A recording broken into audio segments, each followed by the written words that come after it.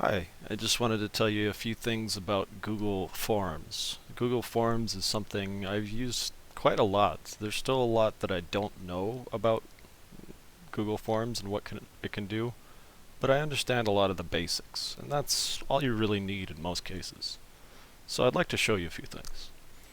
So the first thing we need to do is go to Google Forms. You can find it in a number of ways, but maybe the easiest is just to go to Google and type in Forms. Should be the first thing that pops up. This is what it looks like right here. So let's go ahead and click on this. Now there's a few things here that you can check out. You can see you have access to other kinds of software and tutorial whatnot stuff, but let's just go ahead and go straight to Google Forms. Alright, you might need to log in. If you are not already logged into your Google account, just go ahead and type in your username and password.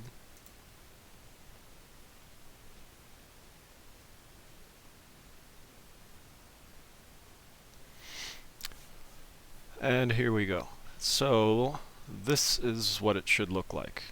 Down here in this area is a list of all the Google Forms you've been a part of. So stuff you've worked on and stuff that other people have shared with you, it's all going to be here. But this should be empty for you if you haven't made a Google Forms before.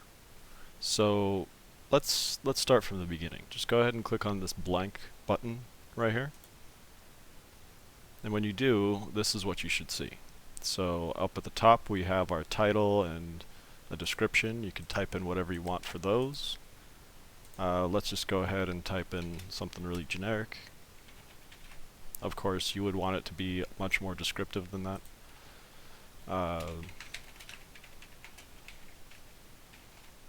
But yeah, and then right there you can see I wrote a little bit of instructions, but of course you want to be more specific than that. That's way too generic.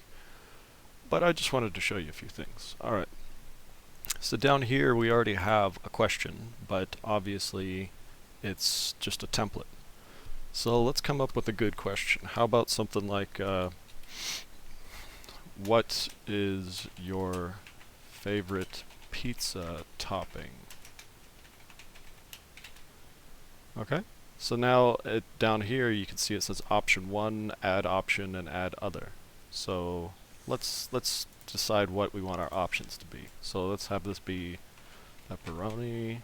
Let's add another one. That could be sausage. I don't know, mushrooms, onions, I don't know, bacon, whatever. And then once you're done putting in your options, you can move to the next question, or you can click on this add other button right here. That will allow you to add an other option at the bottom, and if they choose that option, they can type in whatever they want. Alright, so there's our first question. Now let's come up with a second question. So click here to add another question. Now, what else do we want to know? How about how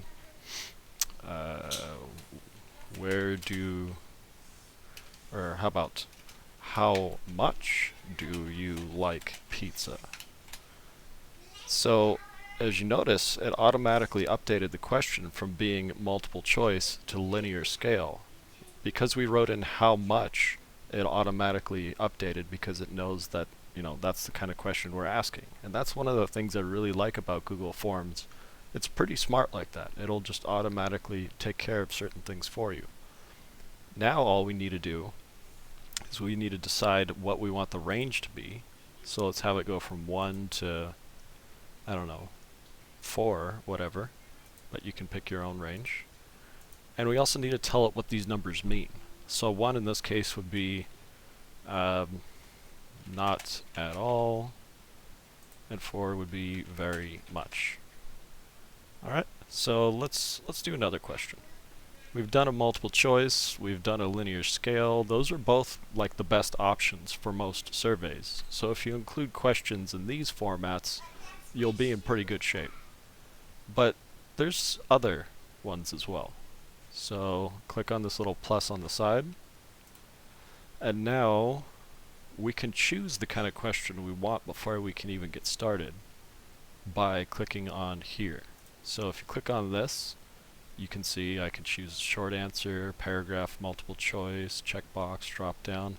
A lot of these you'll probably never use, and that's fine, but it is kind of nice to have these options. So let's go with the checkbox this time. Checkbox, or you could call it like a multiple answer style question, that allows the participants to select multiple answers. So if they can either select all the options or only one or few of the options, or whatever possible combination of options you provide. So what options do we have for our survey? Well, first we should come up with a pretty good question. How about where do you like to get your pizza? So let's put in a few pizza places like Pizza Hut, Domino's, Costco, Blaze, Round Table, I don't know, grocery store? Nah, that's dumb. Let's delete that one. That's what this little X over here is for. Alright, then of course we should probably always just throw in a other option. So let's add other. Okay. So we got 3 pretty good questions, and we should probably come up with a bunch more. It's always a good idea to have too many questions than it is to not have enough. So let's come up with at least one more. I want to show you one more style of question. So let's add, and this one, these are kind of neat, but those are just variations on stuff that I've already talked about. The only thing I haven't talked about are these. So let's choose a short answer style. So now the participant can write whatever they want. They can just type out their answer. And let's have this question be, please describe your favorite pizza. Please describe your favorite pizza. Alright, so that's good.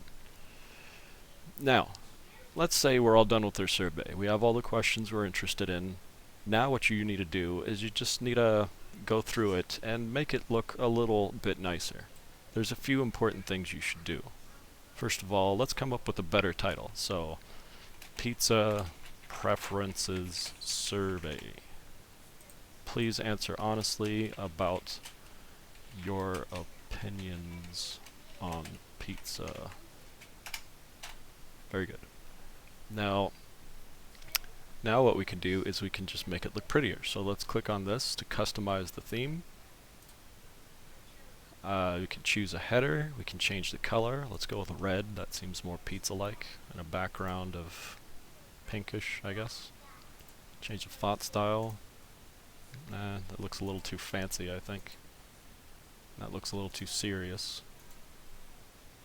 And that's just horrible. Okay, let's stick with the basics. Alright, so now let's choose a header image. So you click on this, and you see there's a whole bunch of options we have here. For our purposes, we'll probably find what we're looking for under food and dining. So let's see. I don't see any pizza. Oh, pizza. Ooh, this one's even better. But, I like this one. So let's select that one. Alright, so now we got our pizza survey. Let's take a quick look at it. You can see how the survey is going to look to your participants, or respondents, sorry, by clicking on the little eyeball icon. So we click on that, and here's our survey. That looks pretty good.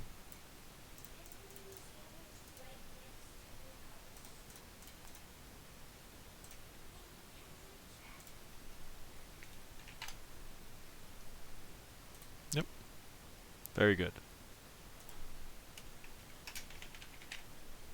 And then once your participants have done filling it out, they can just hit submit and the data will come straight to you. And we'll talk about what to do with that data in a different video.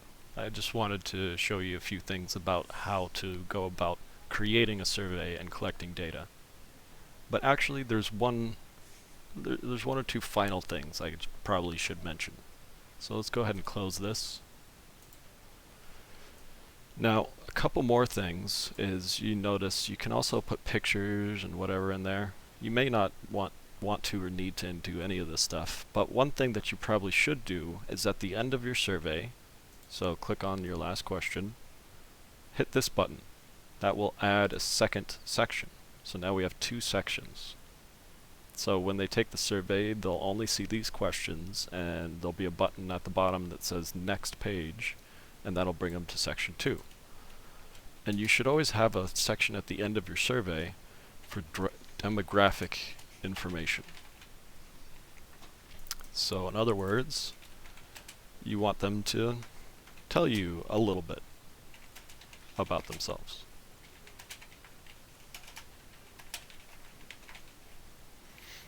So you can put any questions here you want, but some standards, some pretty obvious ones, are things like gender.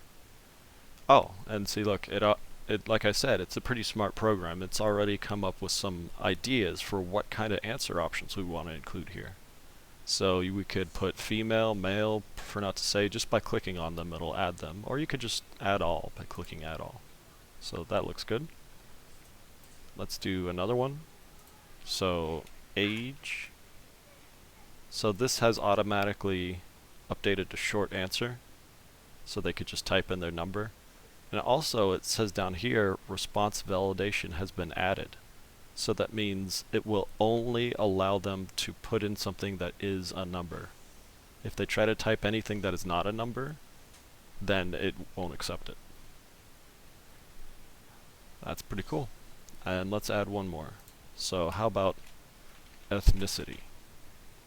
Now it doesn't have any answer options recommended or anything like that, so we'll just have to type in our own. So let's just type in a few basic answer options for a question like this.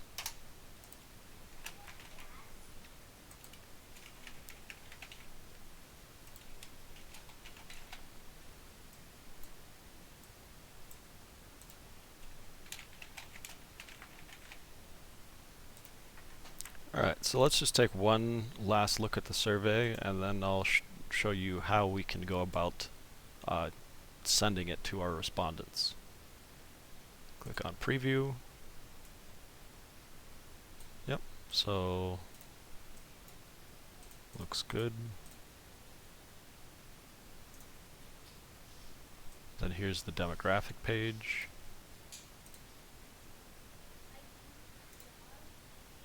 And then when they're all done, they just hit submit.